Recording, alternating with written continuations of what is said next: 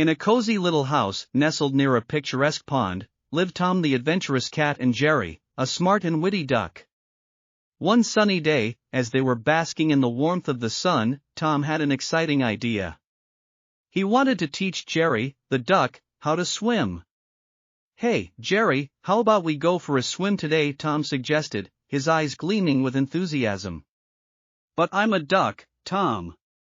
I already know how to swim," Jerry quacked, amused by Tom's eagerness. Tom, undeterred, decided to make swimming an extraordinary adventure. He fetched a tiny, colorful rubber duck and placed it at the edge of the pond. "Jerry, meet your swimming buddy. We'll teach it to swim too." Intrigued, Jerry decided to play along.